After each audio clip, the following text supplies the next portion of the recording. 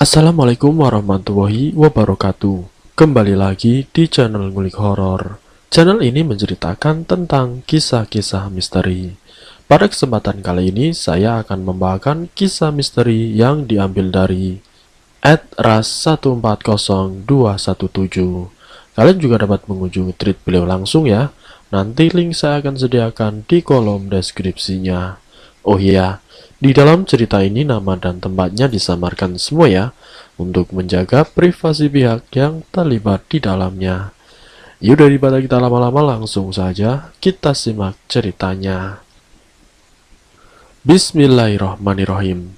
Kali ini saya akan membawakan kisah misteri yang berjudul Jalan Pintas. Kutumbalkan orang-orang terkasih demi hidup berkelimpangan harta. Harta tata adalah segalanya. Seperti apa kisahnya? Mari kita masuk ke dalam ceritanya. Langit mendung, hujan sudah turun sejak tadi pagi dan tidak terlihat akan berhenti. Seakan-akan ada sesuatu yang sedang alam tangisi. Begitulah yang terlintas di dalam benak wanita tersebut. Wanita penjual gado-gado itu berdiri di depan pintu warungnya yang sudah tutup sebagian. Wajahnya nampak resah sembari menatap hujan yang semakin lebat. Saat tangannya yang gemetaran itu akan meraih handphonenya, suara seseorang mengejutkan wanita tersebut. "Kapan kau akan bayar hutang-hutang suamimu?" ujar suara itu menggelegar. Wajah lelaki berpakaian preman itu nampak sangar, tapi juga bernafsu menatap kemolekan tubuh wanita penjual gado-gado tersebut. "Kenapa kau datang selarut ini?" tanya si wanita dengan nada yang gugup. Ia takut kejadian beberapa waktu lalu kembali terulang di malam itu, di mana waktu itu ia dipaksa untuk melayani lelaki penagih hutang tersebut di dalam warungnya sebagai ganti bayar hutang-hutang suaminya yang kabur dengan perempuan lain. "Kenapa kau bertanya seolah-olah kau sudah terbebas dari beban hutang suami keparatmu itu? Hah, kau kira aku akan merelakan uang-uang kurai begitu saja?" ancam laki-laki itu. "Maafkan aku, tapi untuk saat ini aku masih belum punya uang. Ibuku sakit keras, anak sulungku butuh uang untuk biaya sekolahnya. Tolong beri aku waktu lagi. Dan bukannya waktu itu aku sudah..." Perkataan si wanita terpotong karena gebrakan meja oleh si lelaki penagih hutang. "Kau kira itu cukup untuk membayar semua hutang suamimu? Kalau kau masih perawan, mungkin aku masih bisa memberikan keringanan untuk hutang-hutangmu. Tapi kau, maafkan aku akan segera melunasi hutang-hutang itu. Tapi tolong, beri aku waktu 3 hari lagi." Isaknya mulai memelas pada si lelaki tersebut. Si lelaki itu mencengkram bahu si wanita, namun beberapa saat kemudian ia melepaskan cengkramannya dan kemudian berlalu pergi meninggalkan warung gado-gado tersebut. Helaan nafas lega terdengar di sela-sela deras hujan. Ia merasa lega karena si lelaki itu tidak melakukan apapun lagi kepadanya. Kita kembali dulu ke beberapa bulan sebelumnya. Pada saat itu ia masih berstatus istri dari seorang laki-laki bernama Kasim. Laki-laki brengsek yang dengan tega mengkhianati pernikahan mereka dan berselingkuh dengan seorang gadis yang merupakan adik dari si wanita, istri sahnya Kasim. Kita panggil saja nama istri sahnya itu adalah Lina dan adiknya bernama Wina. Tidak hanya sampai di situ, setelah perselingkuhan mereka ketahuan, Kasim malah kabur bersama Wina. dan Kasim meninggalkan hutang puluhan juta kepada seorang pria lintah darat yang akhirnya mengharuskan Lina untuk membayar hutang-hutang tersebut. Meski ia mengatakan bahwa dia sudah tidak berhubungan lagi dengan si Kasim, tapi yang namanya lintah darat tentu tidak akan percaya semudah itu. Lina tetap dipaksa untuk membayar hutang, atau kalau tidak dia dan anak-anaknya akan selalu ditakut-takuti dengan berbagai macam ancaman dan teror. Karena malu dan juga rasa takutnya akan keselamatan anak-anak juga ibunya, Lina tidak pernah menceritakan pelecehan dan ancaman-ancaman dari lintah darat tersebut kepada siapapun, apalagi kepada polisi. Ia mencoba menjalani pahitnya nasib dengan selalu bersikap ramah dan murah senyum kepada orang-orang di sekelilingnya. Ia terlalu sempurna untuk menutupi kesedihannya, sehingga tidak seorang pun curiga dengan senyum yang selalu terpancar di wajahnya. Kita kembali lagi ke masa yang sekarang. Buru-buru ia menutup pintu warungnya, lalu berjalan pulang di tengah derasnya hujan tanpa payung dan pelindung. Sesekali ia berlari dan berteduh di bawah pohon untuk mengurangi rasa dingin di tubuhnya yang terasa hampir membuatnya pingsan. Buah! Langkahnya terhenti ketika ia terjatuh di aspal setelah tanpa sengaja menabrak seseorang. "Kau tidak apa-apa?" tanya suara itu lembut. Rupanya yang baru saja ia tabrak adalah seorang wanita yang sangat cantik, dengan pakaian yang sangat indah dan terlihat elegan. Wanita itu memegang payung berwarna hitam untuk melindungi tubuhnya dari hujan. "Kau tidak apa-apa?" ulangnya bertanya sembari mengeluarkan tangan kepada Lina. "Aku baik-baik saja. Maafkan aku sudah membuatmu basah," ucap Lina seraya bangun. "Tidak apa kok, hanya basah sedikit saja. Tapi kenapa kau hujan-hujanan seperti ini? Malam-malam kau mau kemana di tengah derasnya hujan begini?" tanya balik wanita itu. Aku mau pulang ke rumah," jawab Lina dengan bibir yang gemetar karena kedinginan. "Mari ikut bersamaku. Mobilku ada di sebelah sana. Biar aku antar kau pulang," ajak si wanita cantik yang tanpa ragu langsung merangkul tubuh Lina yang sudah basah kuyup itu. Tidak beberapa lama mereka berjalan, akhirnya tiba di dekat sebuah mobil berwarna hitam yang terparkir di pinggir jalan tersebut. Payung hitam yang dibawa si wanita diletakkan di bagian belakang kursi. "Rumah kamu di mana?" tanyanya setelah mesin mobil itu menyala. Setelah mengatakan dan menunjukkan arah ke rumahnya, Lina lantas mulai bertanya kepada si wanita tersebut. "Maaf kalau aku jadi merepotkanmu. Kalau boleh tahu, kau dari mana dan mau kemana?" tanya Lina keheranan. Si wanita itu nampak tersenyum mendengar pertanyaan Lina yang terdengar sangat penasaran itu. "Aku dari rumah salah satu kerabatku, dan saat aku pulang malah kehujanan begini. Kenalin, namaku Helmiati, atau panggil saja Mia. Kalau namamu siapa?" "Aku Lina." "Oh ya, sepertinya kau baru pernah kemari ya?" tanya Lina. "Sebenarnya sudah 2 kali ini, tapi aku selalu lupa jalan ke rumah kerabatku itu. Makanya aku selalu parkir mobil di sembarang tempat," jawabnya terdengar tidak masuk akal. Sepanjang perjalanan Mia selalu mengajak Lina untuk mengobrol ke sana kemari.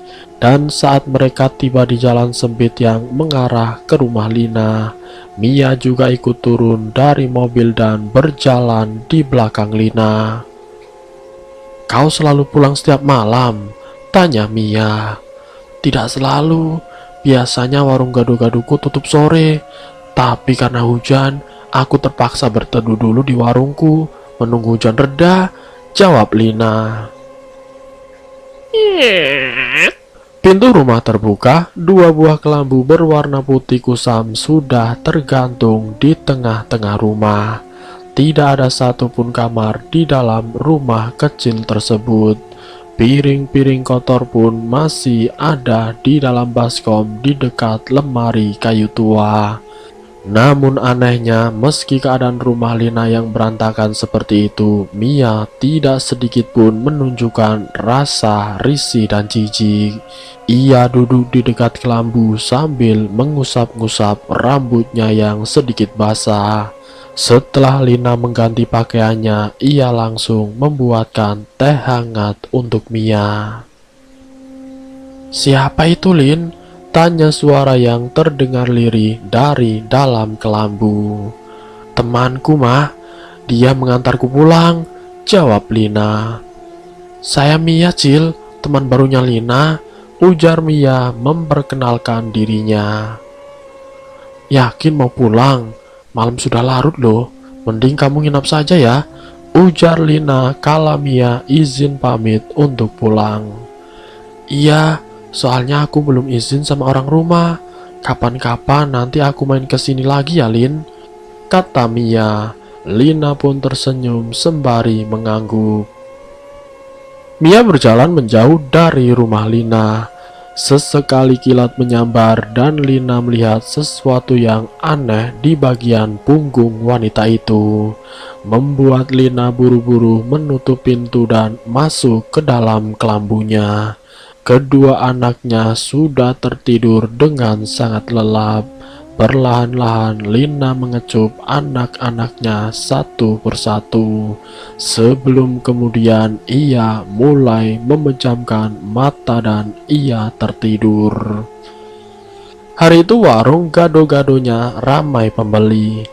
Beberapa orang turun dari dalam sebuah mobil menuju warungnya untuk makan. Saat membuka pesanan orang-orang itu, Lina mencuri-curi dengar apa yang mereka katakan. Orang-orang itu menceritakan tentang pesugihan. "Itu si Lehman baru 5 bulan datang dari Pulau Jawa, sekarang sudah bisa beli mobil baru, gas lagi. Pasti pesugihan itu," ujar salah satunya. "Kalau mau pesugihan tidak usah jauh-jauh keluar pulau, Pak. Di sini juga banyak. Ya walaupun jarang ada yang tahu, tapi tidak kalah bagus hasilnya. Itu seperti si Barkia, cuma 2 bulan sepulang dari siaro keliling, sudah bisa beli sawah dan beli motor baru," ujar yang lainnya. "Di mana tempatnya yang bisa seperti itu?" tanya salah satunya lagi. "Kalau tidak salah di desa L," jawabnya. "Oh." Beberapa buah piring penuh gado-gado Lina antarkan ke meja orang-orang tersebut. "Selamat menikmati ya," ucapnya lalu kembali ke belakang meja tempatnya meracik gado-gadonya. "Desa L," ucapnya pelan sambil tersenyum. Hari itu ia sengaja menutup warungnya sedikit lebih awal. Entah apa yang dipikirkan Lina, namun yang pasti ia berjalan ke arah tukang ojek yang masih mangkal di pertigaan dekat pasar. "Ke desa L ya, Bang," ujarnya sebelum naik ke atas motor tukang ojek tersebut. Desa itu berjarak sekitar setengah jam dari desa tempat tinggalnya. Ia sendiri sudah 5 kali lebih ke desa tersebut, tapi tidak pernah sekalipun tahu tentang orang yang bisa membuatnya kaya raya dengan cara instan. Singkat ceritanya mereka pun sampai di desa yang dituju. Hawa desa itu memang terasa lebih dingin, seolah-olah hangatnya matahari tidak bisa menembus tempat tersebut. Ada beberapa rumah yang ia yakini sama persis dengan yang diceritakan orang-orang di warungnya tadi. Namun nyatanya sudah 4 rumah yang salah ia datangi. Mau mencari rumah siapa? Tanya seorang nenek-nenek yang membawa wadah berisi makanan ayam. Dengan terbata-bata Lina memberitahu si nenek tentang ciri-ciri rumah yang ia cari. Sudah beberapa kali saya berputar-putar di desa ini, tapi tidak satu pun rumah yang benar saya datangi, ucap Lina putus asa. Nenek itu terkekeh, kemudian dengan santainya ia menunjuk ke arah belakangnya. Mungkin rumah ini yang kau cari, nak, ujar si nenek. Lina terkejut, matanya terbelalak menatap rumah bercat biru tersebut. Bagaimana mungkin? Gumamnya heran. Bagaimana tidak, karena berkali-kali ia lewat tempat itu tadi, ia sama sekali tidak melihat keberadaan rumah di sana. Yang ada hanyalah lahan yang ditumbuhi banyak pohon pisang emas. Si nenek tersenyum penuh dengan arti. Mungkin sudah jodohnya kau singgah ke rumah kami, ujarnya, kemudian seraya melangkah menuju ke halaman rumah tersebut. Lina mengikuti langkah pelan si nenek di belakangnya. Sepintas tidak ada yang aneh dan mencurigakan dari rumah tersebut. Rumah itu sama dengan rumah-rumah lain pada umumnya. Yang membedakan hanyalah dari jenis kayu pembuatannya dan kaca rumahnya terlihat sangat tebal. Pemiliknya pastilah orang yang berada, batin Lina. Saat pintu rumah terbuka, mata Lina sudah disuguhi oleh sofa-sofa mahal dan meja yang tentu juga sangat mahal. Di atas meja kecil itu diletakkan beberapa toples cemilan seperti kue kering, kacang kerupuk, dan gula-gula. Rumah itu keseluruhannya terbuat dari kayu ulin atau tabelin kayu paling mahal dan kualitasnya sangat bagus. Silakan duduk, aku mau ke dapur dulu, kata si nenek dengan ramah. Lina duduk dengan sangat hati-hati, ia tidak mau kalau sofa itu rusak karena ia duduki. Sesaat kemudian muncul seorang laki-laki parubaya dari dalam. Tidak ada sedikit pun senyum di wajahnya. Sungguh berbeda sekali dengan si nenek tadi. Kudengar kau mencari rumahku. Mau apa kau kesini? Tanya si lelaki tua seraya duduk di sofa yang berseberangan dengan Lina tanpa menatap wanita yang ia ajak bicara tersebut. Lina sedikit gugup dengan pertanyaan itu. Namun sebisa mungkin ia mencoba untuk mengatur kata-katanya yang sudah ia siapkan di perjalanan tadi. Sewaktu Lina menuju ke desa tersebut, Lina pun mulai menceritakan apa maksud dan tujuannya ke tempat tersebut kepada si lelaki tua. Saya sudah bosan hidup miskin. Saya punya banyak hutang yang ditinggalkan oleh mantan suami saya. Saat ini saya benar-benar bingung dan tidak tahu harus berbuat apa, ucap Lina dengan wajah yang menunduk dan matanya mulai berkaca-kaca. Aku memang bisa membantumu memperoleh kekayaan, tapi itu tidak gratis. Ada harga yang harus kau bayar, dan persyaratannya itu tidak mudah. Banyak yang datang kemari, tapi semua gagal. Jadi apa kau sanggup? Tanya si lelaki parubaya tersebut. Insya Allah saya sanggup, ucap Lina.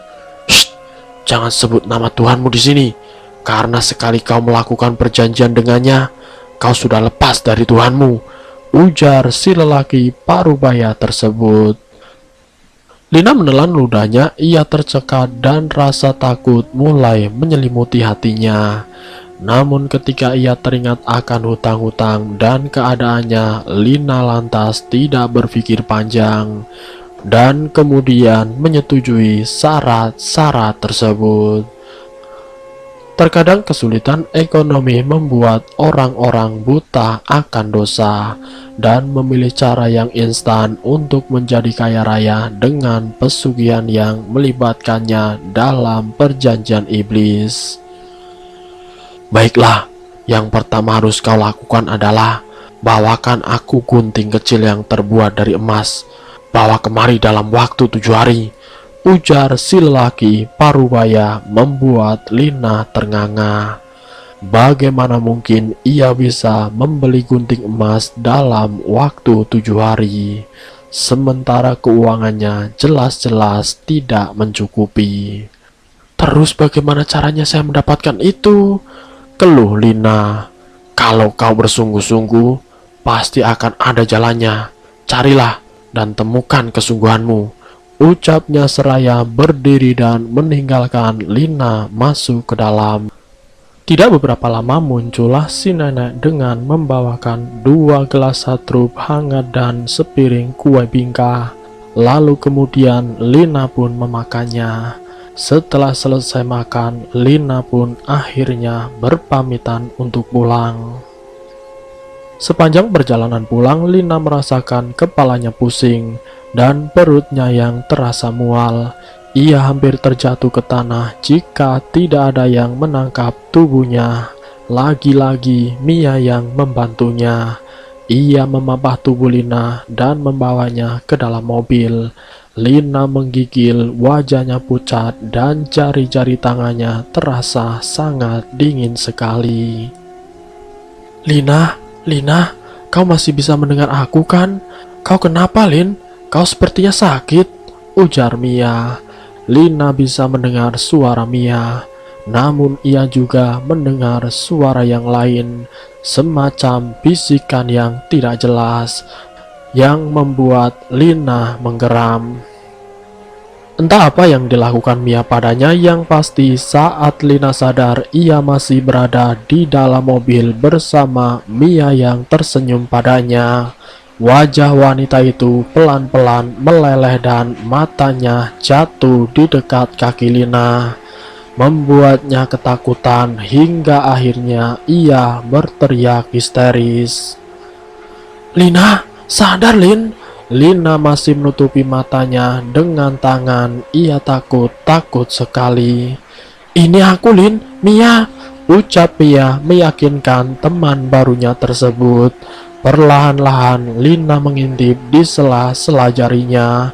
Dan memang benar di depan ada Mia yang berwajah cantik tersebut dengan raut wajah yang cemas menatapnya.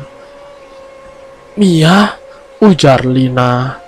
Iya Lin, aku Mia, jawab Mia. Bagaimana aku bisa di sini? Tanya Lina. Kau tidak ingat? Ujar Mia balik bertanya. Sudah, tak perlu dipikirkan. Sekarang ayo aku antarkan kau pulang. Kebetulan aku bawa banyak oleh-oleh untuk anak-anakmu Lin, kata Mia. Setelah sampai di rumah Lina, Mia meletakkan semua bungkusan plastik dan kotak-kotak yang ia bawa. Anak-anak Lina nampak takut melihatnya. Namun setelah beberapa saat, akhirnya mereka mulai akrab dengan Mia. Karena Mia membawa banyak sekali makanan ringan dan minuman seperti susu dan minuman berperisah lainnya. Waktu itu rumah Lina sudah lumayan bersih dan rapi. Ibunya yang sudah lumayan tua tersebut berbaring di atas kasur dengan kelambu yang belum digantung. Mia perlahan-lahan mendekat dan memijit-mijit tangannya. Sudah berapa lama beliau terbaring begini, Lin? Tanya Mia. Sudah sejak beberapa bulan yang lalu, Mia. Setelah saudariku kabur dengan suamiku, jawab Lina tertunduk. Bibir Mia yang kecil itu ternganga ketika mendengar jawaban dari Lina. Ya Tuhan, gumamnya lirih. Anak-anakmu tahu, Lin? Tanya Mia. Ya, tidak ada yang ditutupi, karena kedua bajingan itu sudah mengatakan semuanya di hadapan anak-anakku sendiri, jawab Lina terasa sedih. Mia menutup mulutnya dengan tangan. Alis matanya berkerut. Ia benar-benar tidak menyangka kehidupan teman barunya itu sebegitu menyedihkan. Laki-laki itu bahkan meninggalkan hutang yang sangat banyak kepada seorang lintah darat. Aku dipaksa kerja mati-matian untuk membayar hutang-hutangnya. Dengan berjualan gado-gado, tentu tidak mencukupi apa-apa. Kebutuhan kami, hutang-hutang itu, semuanya aku cukupi dari hanya satu sumber. Sebab itulah, aku tidak bisa membawa ibuku berobat. Ucap Lina tidak bisa lari membendung air matanya. Dari nada bicaranya, ia sangat kesal, marah, emosinya menjadi satu. Mia terdiam, ia tidak mampu berkata-kata. Lin, ibumu harus diobati, Lin. Aku akan membantumu, ucap Mia kemudian. Malam itu Mia datang bersama seorang dokter yang praktek di desa tersebut. Ibunya Lina diperiksa dan diberikan resep obat. Saat mengantarkan dokter tersebut pulang, Mia langsung mampir di apotik untuk membeli obat-obatan. Tidak lupa, ia juga membeli beberapa makanan dan buah-buahan. Keesokan paginya, Mia membantu Lina memasak ketupat untuk gado-gadonya.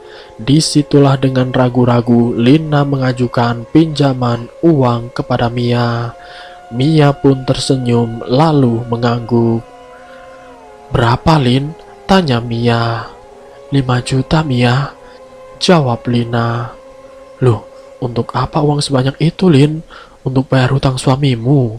Tanya Mia antusias. Tidak, Mia, bukan untuk itu.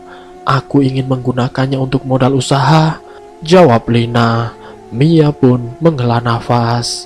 Baiklah, aku akan mencarikan uang itu dulu ya, karena aku tidak memegang uang sebanyak itu sekarang, ucapnya kemudian membuat Lina merasa senang. Begitu usahaku sudah lancar, aku akan membayar hutang-hutangku padamu, Mia, ujar Lina. Tidak usah dipikir, Lin, aku ikhlas membantumu, kata Mia membuat Lina bahagia. 2 hari kemudian, Mia datang lagi ke rumah Lina. Ia membawa uang sebanyak jumlah yang dipinta Lina kemarin. Tapi ada yang berbeda pada wajah wanita itu. Bibirnya nampak lebam dan pipinya membengkak. Wajahmu kenapa, Mia? Tanya Lina panik.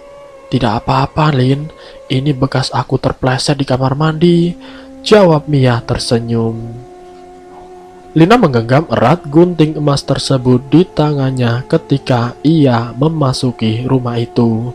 Tidak seperti beberapa hari yang lalu, hari ini si lelaki parubaya nampak duduk tersenyum di atas sofa sambil menikmati rokoknya.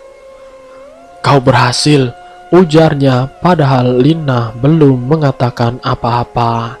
Tanpa banyak bicara, si lelaki tua mengajak Lina untuk mengikutinya masuk ke dalam sebuah ruangan.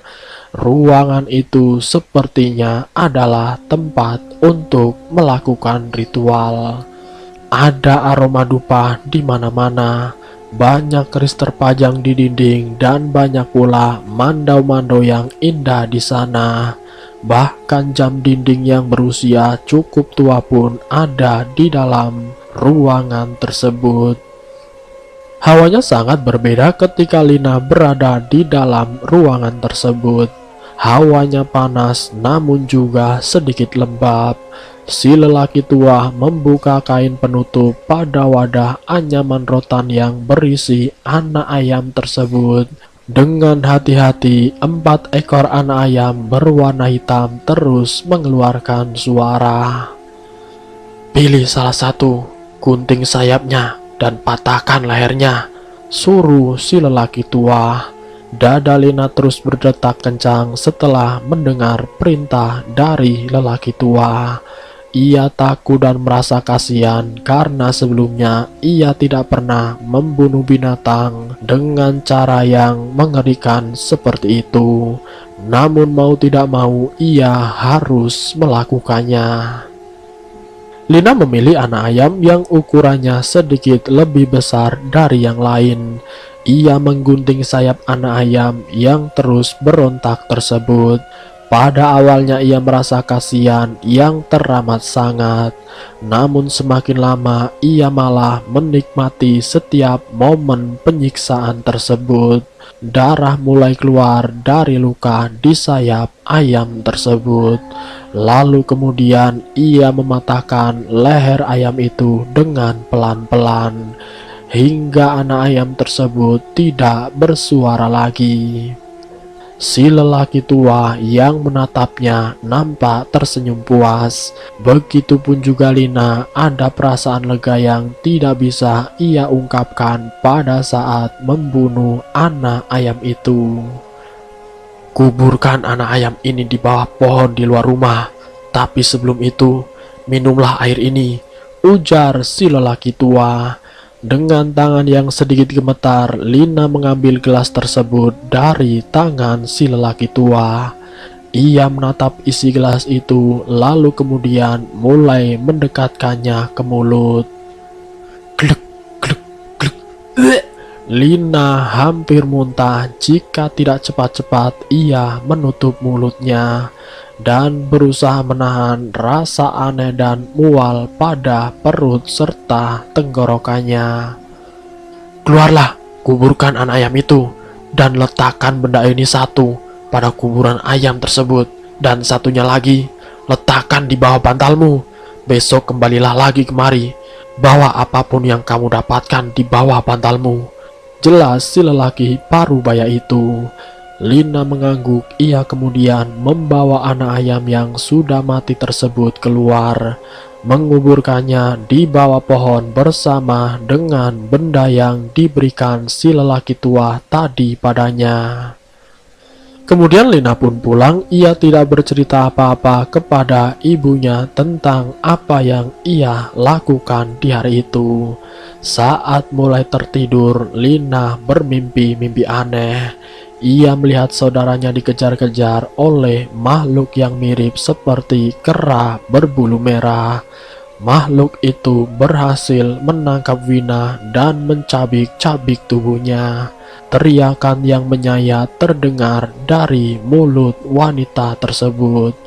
Lina terbangun dari tidurnya dengan keringat yang membasahi tubuhnya. Saat tangannya menyelip ke bawah bantal, ia merasakan ada benda mirip seperti kertas yang sangat banyak di sana. Dengan jantung yang berdegup, ia mengangkat bantalnya dan melihat banyak uang kertas dengan nominal 50 dan 100 ribuan. Hampir ia berteriak ketika melihat semua uang itu. Namun ia pun mencoba untuk tenang. Lina mencubit tangannya sendiri dengan keras untuk meyakinkan dirinya bahwa itu semua bukanlah mimpi. Au! Ternyata Lina tidak mimpi.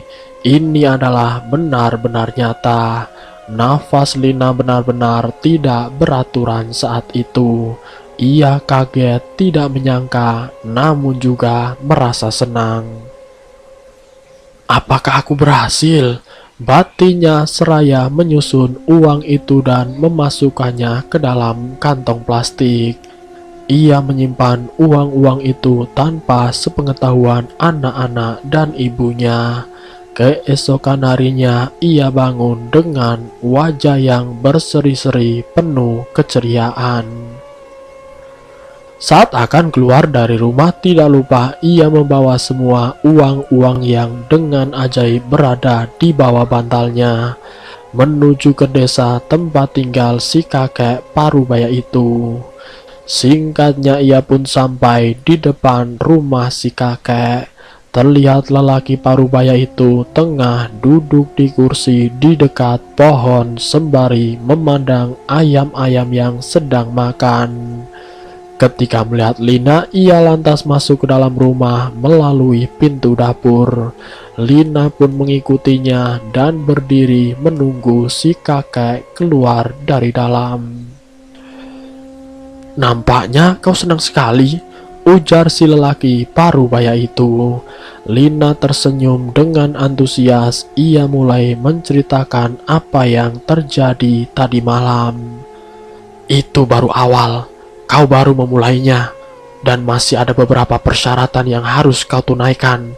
Malam ini kita akan memulainya, ujar si lelaki parubaya. Apa itu, Mbah? Tanya Lina penasaran. Si kakek tidak menjawab, kemudian beliau pergi meninggalkan Lina yang masih menunggu jawaban atas pertanyaannya tadi. Setelah sepanjang hari menunggu, akhirnya malam pun tiba. Di kamar mandi rumah itu sudah ada beberapa ember berisi cairan berwarna merah darah. Lina disuruh untuk berendam dengan cairan itu sembari membaca sesuatu yang terdengar seperti mantra yang tidak boleh putus diucapkan sewaktu mandi.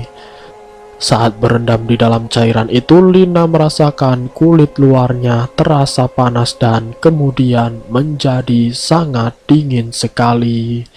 Sekitar 20 menit lamanya ia berendam. Lina kemudian dimandikan dengan air yang baunya mirip air untuk pemandian mayat. Airnya bercampur dengan kapur barus. Setelah selesai mandi, Lina disuruh mengenakan pakaian berwarna putih dan Lina dibawa ke dalam ruangan ritual. Di atas meja itu sudah ada beberapa sajian makanan yang terlihat nampak aneh namun tertata dengan rapi. Makanlah, makan sampai habis, perintah si lelaki tua. Dengan ragu-ragu, Lina mengambil sepiring kecil penuh kaki anak ayam yang sedikit gosong. Lina pun memakannya sampai habis. Lalu kemudian dilanjutkan dengan piring kedua. Piring kedua berisi seperti bola-bola daging. Namun ketika dimakan rasanya sangat-sangat aneh. Bola-bola itu berisi semacam nasi atau beras yang belum matang. Saat menyantap sajian aneh di piring kedua, Lina hampir tidak tahan lagi menahan mual di perutnya. Ia berhenti mengunyah untuk sesaat, lalu kemudian sebisa mungkin menelan semua bola-bola daging aneh tersebut. Boleh saya minum, Mbah? Tanya Lina setelah menghabiskan makanan aneh itu. Si kakek tua memberikan segelas air, namun rasanya amis seperti darah. Saat akan muntah, Lina mencoba menahan agar makanan itu tidak keluar, dan Lina menelannya kembali. Bayang-bayang hutangnya membuatnya semakin berapi-api. Sajian pada piring ketiga dan juga merupakan makanan terakhir itu diambil. Terlihat 10 biji kepala anak ayam yang masih mentah. Lina pun menutup mulutnya dengan tangan. Melihat saja perutnya sudah mual, apalagi menghabiskan ke-10 kepala anak ayam itu. Saya tidak bisa, Mbah, ujar Lina menolak. Ini adalah syarat yang terakhir. Kalau kau tidak mau gagal, maka makanlah. Atau kalau tidak, maka kau akan dianggap gagal. Dan usahamu selama ini akan menjadi sia-sia, ujar si kakek parubaya. Lina menarik nafas panjang, rasa jijik mual dan bayangan kegagalannya terbayang-bayang kembali. Kalau aku gagal, lebih baik aku mati saja, gumam Lina. Perlahan-lahan tangannya mulai meraih piring itu. Suapan pertama ia merasakan rasa aneh pada kepala anak ayam itu. Dan ia lagi-lagi hampir muntah. Namun akhirnya Lina berhasil memakan habis kepala anak ayam mentah tersebut tanpa bersisa. Lina bersandar di dinding, tubuhnya terasa lemas, perutnya sakit dan nafasnya juga menjadi sangat sesak. Si lelaki parubaya tersenyum puas menatap Lina yang sudah berhasil memenuhi semua syarat-syaratnya. Tinggal satu lagi, gumamnya seraya memapa Lina ke atas tempat tidur. Di dalam mimpinya, Lina bertemu dengan seorang laki-laki muda, dan dalam waktu singkat mereka berdua mulai bercinta. Saat Lina terbangun di pagi harinya, ia mendapati dirinya sudah setengah telanjang di atas tempat tidur. Namun tidak ada siapapun yang berada di sana selain dirinya. Pikiran Lina saat itu benar-benar kacau. Apa jangan-jangan kakek tua itu sudah melakukan sesuatu terhadapnya? Pintu terbuka, si nenek muncul sembari tersenyum. "Bagaimana semalam? Dia tampankah?" tanya si nenek, membuat Lina bingung. "Apa, Nek? Siapa?" tanya Lina penasaran. "Lelaki di dalam mimpimu. Dia adalah suami gaibmu yang akan memberikan kau kekayaan," ujar si nenek terkekeh. "Nanti kalau kau sudah mendapatkan uang, kau harus membangun sebuah kamar khusus untuknya," lanjut si nenek, membuat Lina merinding. Sebelum Lina berpamitan pulang, si lelaki tua itu pun berpesan, "Uang yang kau bawa kemarin, kau anggap bayaran atas bantuanku padamu. Tapi jangan khawatir, karena setiap kau melayaninya, kau akan diberikan uang yang jumlahnya sangat banyak." Jelas lelaki parubaya. Lina pun mengangguk pelan. "Jadi saya berhasil, Mbah?" tanya Lina kemudian. "Ya, kau berhasil," jawab si lelaki tua. Lina tersenyum, ia kemudian melangkah keluar rumah. Ada rasa nyeri di bagian kemaluannya ketika ia berjalan. Malam itu sewaktu Lina tertidur, lagi-lagi ia bermimpi berhubungan badan dengan laki-laki yang sama. Dan ketika ia bangun di pagi harinya, ia menemukan tumpukan uang di bawah bantal dengan jumlah yang sangat-sangat banyak. "Uang siapa itu, Mah?" tanya anaknya bingung. "Ini uang kita, Nak, uang kita," jawab Lina tersenyum penuh makna. Hari itu juga Lina membawa ibunya untuk dirawat di rumah sakit. Ia yakin uang itu akan sangat cukup untuk mengobati ibunya. Setelah hari itu, kehidupan Lina benar-benar berubah sangat drastis. Dari yang hanya penjual gado-gado, kini menjadi janda kaya yang mempunyai banyak tanah dan mobil bagus. Tapi kebahagiaannya itu tidak berlangsung lama. Karena pada suatu hari, Lina mendapati kabar bahwa Wina telah meninggal dunia. Dan sekarang mantan suaminya malah menuntut hak asuh anaknya dan harta yang dimiliki oleh Lina. "Laki-laki tak tahu diri itu menuntut hartaku yang jelas-jelas milikku, dan dia juga menuntut hak asuhan anak," keluh Lina ketika ia bertemu dengan Mia. "Hah? Dulu-dulu dia kemana saja? Setelah kau sukses baru muncul dan menuntut harta dan hak asuh anak-anakmu. Jangan mau memberinya uang, Lin. Kau harus berjanji padaku untuk tidak melayani laki-laki bangsat itu lagi. Dasar laki-laki setan tidak tahu diri," ujar Mia terbawa emosi. "Aku tidak punya pilihan, Mia. Dia terus datang kepadaku dan berusaha membawa anak-anakku," jawab Lina memelas. Semenjak mantan suaminya datang lagi dan mulai mengacaukan kehidupannya, Lina menjadi pemurung dan serba takut meninggalkan anak-anaknya di rumah. Bahkan beberapa kali ia terlambat membersihkan kamar khususnya yang biasa dia gunakan untuk ritual mantap-mantap dengan laki-laki gaib tersebut, yang membuat Lina mulai mengalami gangguan-gangguan aneh dan tidak lazim, seperti mimpi buruk yang terus muncul meski di siang hari. Dan bebauan kasih kakek tua itu juga kadang-kadang tercium begitu menyengat di sekitar rumahnya. Bahkan anak sulungnya mulai jatuh sakit.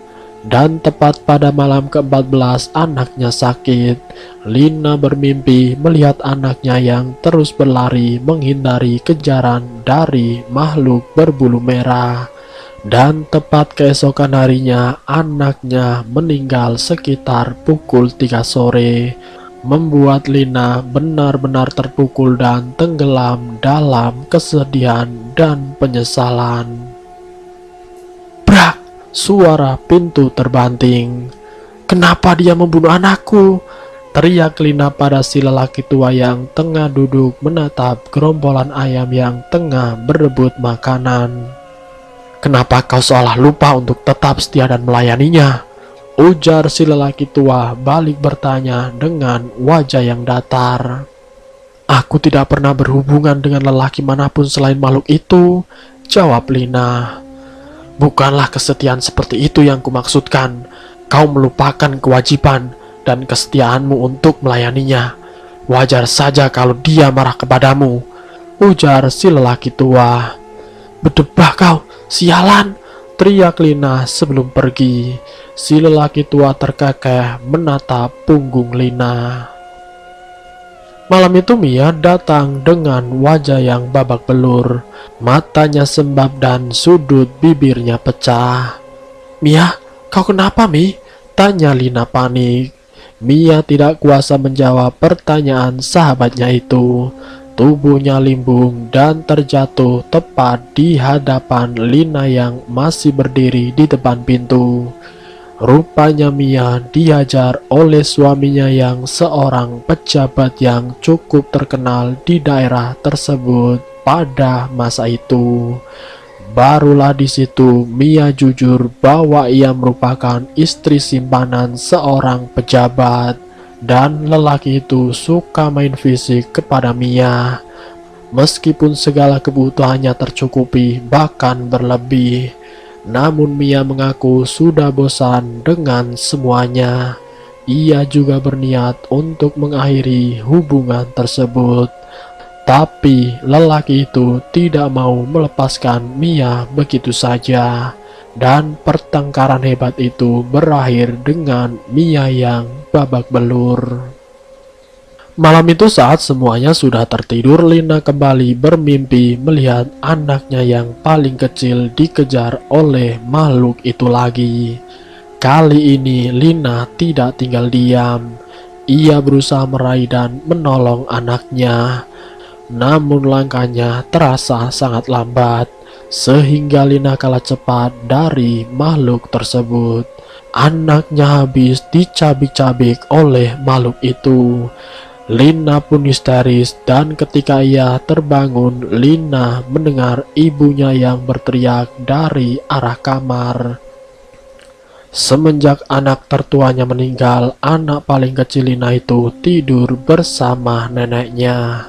Rupanya anak Lina terkena muntaber. Tubuhnya lemas dan sudah sangat dingin sekali. Mia sibuk mencari dokter yang bisa mengobati anak itu. Namun Lina tidak bergeming, ia duduk lemas di dekat tubuh anaknya sambil menangis tidak henti. Ia tahu meskipun diobati, anaknya tidak akan mungkin bisa selamat. Itulah yang membuatnya benar-benar pasrah. "Anakmu tidak akan sembuh kalau kamu menangis seperti itu, Lin," bentak Mia. Dan benar saja, hanya beberapa saat setelah Mia pergi, anak Lina menghembuskan nafas terakhirnya di pangkuan sang ibu. Lina lemas, tubuhnya bergetar, Lina histeris. Setelah pemakaman anaknya, Lina benar-benar kacau. Ia masuk ke dalam kamar khusus ritual itu dan merusak semuanya. "Setelah ini apa lagi? Apa kau juga ingin nyawaku? Ambil saja, ambil!"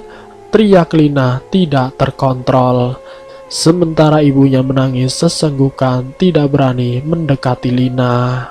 7 hari kemudian, Lina berjalan tergesa-gesa ke rumah si kakek. "Aku ingin berhenti," ujar Lina, membuat si kakek tertawa terbahak-bahak. Kau tidak bisa menghentikan perjanjian itu secara sepihak. Bagaimanapun jiwamu sudah terikat perjanjian tersebut. Bahkan bila kau mati sekalipun, kau tidak akan bisa kemana-mana selain menjadi budaknya. Sudah terlambat untuk menyesal, ujar si lelaki tua. Mendengar perkataan si lelaki tua, Lina histeris. Ia berteriak sejadi-jadinya, namun tiba-tiba dalam pandangannya, ia sudah berada di tengah-tengah lahan penuh pohon pisang emas. Ia tidak dapat lagi menemukan rumah si lelaki tua, karena rumah itu sudah berubah menjadi lahan penuh pohon pisang emas dalam pandangan matanya. Mau tidak mau, Lina harus tetap berada dalam perjanjian iblis yang tidak berujung itu. Satu persatu orang-orang terkasihnya meninggal dengan cara yang tragis. Dan setahun setelah anaknya meninggal, ibunya juga ikut meninggal. Itulah sebabnya ia masih sendiri hingga saat ini. Ia tidak berani sedikit pun menyayangi seseorang, karena ia takut orang yang ia sayangi akan mati juga. Ia juga sudah melakukan berbagai cara untuk mengakhiri perjanjian pesugihan itu, namun tidak ada yang benar-benar bisa membantunya. Dan selesai. Semoga dari kisah ini kita dapat mengambil hikmah dan pelajarannya. Ambil sisi baiknya dan buang jauh-jauh sisi buruknya. Terima kasih untuk kalian yang sudah mampir di channel kami. Jika kalian tertarik dengan video kami, silakan tekan tombol like, share, dan komen. Tekan subscribe untuk mengikuti video-video kami yang selanjutnya. Wassalamualaikum warahmatullahi wabarakatuh.